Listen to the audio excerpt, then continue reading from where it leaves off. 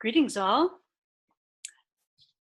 Well, reflecting on week 8 and our discussion about postpartum depression, um, you had a variety of very important ideas, and between you, you um, you created a holistic picture that would be very helpful to any social worker working with someone dealing with these issues.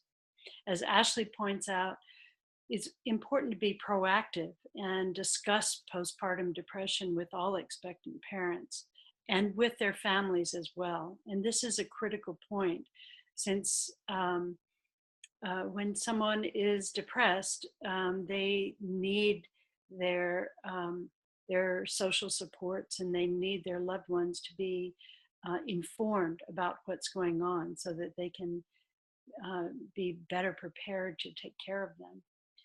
In general, relationship is critical. As Maribel says, um, I didn't tell anyone, and I kept it to myself, which was not good at all.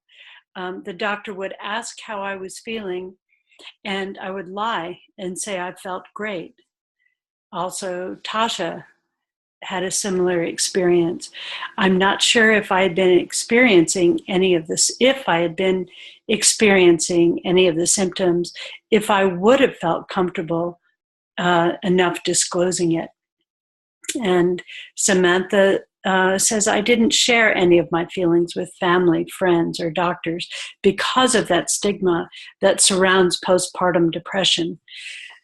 So relationship with your client is going to be the best antidote to the reluctance to be open about what they're experiencing.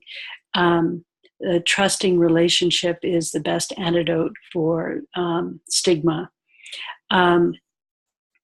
As Melissa points out, the connection with families is so important. And Manoa underscores the importance of normalizing the experience, and that also, of course, reduces the stigma. Amber makes a very important suggestion of using mindfulness-based cognitive therapy as a way to help navigate through the experience of postpartum depression. Tasha points out the importance of being aware of the compounding effect of hormonal flux and sleep deprivation. That is critical to be aware of. And sometimes the sleep issue needs to be addressed before the person can be responsive to other helping efforts. It's important, as some of you discussed, to make sure that you hear the whole story.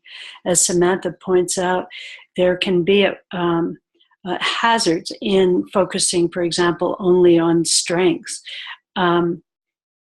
because that could make mothers who are experiencing depression feel unheard.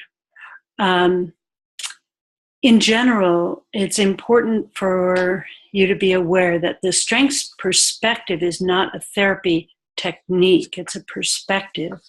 And it needs to be balanced with a realistic assessment of challenges. As we discussed in our live session, focusing on strengths can also be a way to change the subject when the worker feels uncomfortable.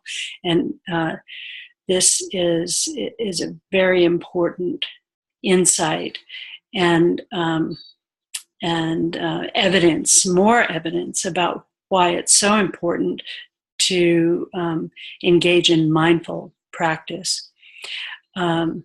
Several of you underscored the critical importance of social support.